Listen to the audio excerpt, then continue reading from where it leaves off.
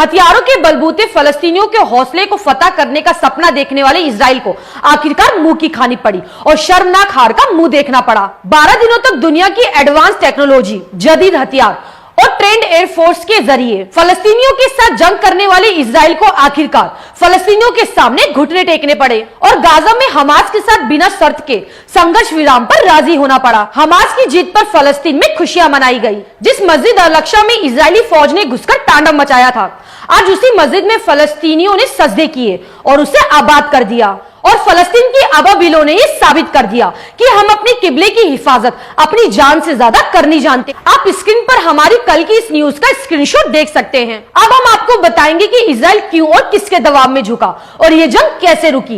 पूरा घटनाक्रम हम आपको विस्तार से बताएंगे। अगर आपको न्यूज अच्छी लगे तो न्यूज की घमासान लड़ाई के बाद आखिरकार इजराइल को संघर्ष विराम पर राजी होना पड़ा। इजराइल की कैबिनेट ने अपनी सहमति और बिना शर्त के संघर्ष विराम के समझौते पर मोहर लगा दी। दरअसल ये इजराइल की हार और हमास की जीत है, क्योंकि फलस्तीन पर हमलों की शुरुआत इजराइल ने की थी और इजराइल के हमलों का मुंह तोड़ जवाब हमास ने दिया था। इस पर हमास ने कहा है कि इजराइल अपने ताकत और जबर के जरिए किसी भी मकसद को हासिल करने में नाकाम रहा और फलस्तीन के साथ जंग से भाग गया। साथ ही हमास ने इजराइल को चेतावनी देते हुए कहा है कि उसके हाथ ट्रिगर से नहीं हटे हैं।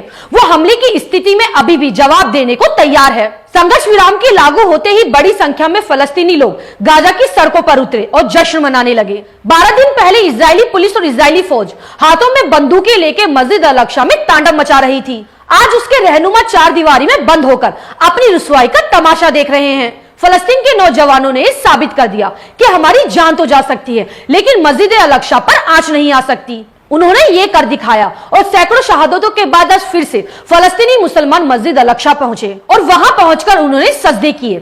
इजरायली फौज मुसलमानों के जज्बे के आगे जलील होकर रह गई। मस्जिद अल-अक्सा में आज फिर से अल्लाहू अकबर की आवाजें गूंज रही हैं और जालिम अपने शिकस्त का मातम मना रहा है। इस जंगबंदी का ताज भले ही अपने सर में सजाने के लिए अमेरिकी राष्ट्रपति जो बाइडेन ढिंडोरा पीट रहे हैं, लेकिन इस जंग को रोकने की सबसे बड़ी भूमिका रूस की रही है। हमने आपको कल ही बताया था कि इजराइल के प्रधानमंत्री बेंजामिन नेतन्याहू ने अमेरिकी राष्ट्रपति जो बाइडेन की वो अपील ठुकरा दी, जिसमें उन्होंने जंग रोकने को कहा था। नेतन्याहू ने कहा था कि हम गाजा पर हमले जारी रखेंगे जब तक हमास खत्म नहीं हो जाता। साथ ही मीडिया टुडे टीवी ने आपको ये खबर भी दी थी कि ये जंग 24 घंटे में रुक जाएगी।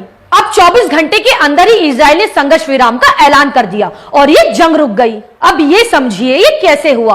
जब ये जंग शुरू हुई थी तब सभी देशों के साथ साथ रूस के विदेश मंत्री ने भी इसकी निंदा की थी। उसके बाद तुर्की के राष्ट्रपति रजब तैयब एर्दोगान ने रूस के राष्ट्रपति व्लादिमीर पुतिन को फोन किया और इजराइल को सबक सिखाने की बात कही थी। उसके अगले दिन ही रूस के राष्ट्रपति व्लादिमीर पुतिन ने इजराइल को धमकी दी कि इजराइल गाजा पर हमले रोक दे। अगर वो ऐसा नहीं करता तो रूस उसके खिलाफ जंग शुरू कर देगा। लेकिन इजराइल ने हमले जारी रखे, जिससे नाराज होकर रूस के राष्ट्रपति व्लादिमीर पुतिन ने कल रूस ने इजराइल के एम्बेसडर को तलब किया और उसे सख्त लहजे में समझाते हुए कहा कि आज फलस्तीन पर हमले बंद हो जाने चाहिए। ये हमारी आखिरी चेतावनी है। और आखिरकार इजराइल ने 24 घंटे के अंदर ही जंग रोकने का ऐलान कर दिया।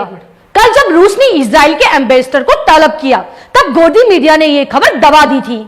अमेरिका की न्यूज एजेंसी रॉयटर ने इस खबर को प्रकाशित किया है। आप स्क्रीन पर इसका स्क्रीनशॉट देख सकते हैं। आप मिलेंगे अगली खबर के साथ। आपको मेरी ये न्यूज कैसी लगे मुझे कमेंट करके जरूर बताएं। शुक्रिया।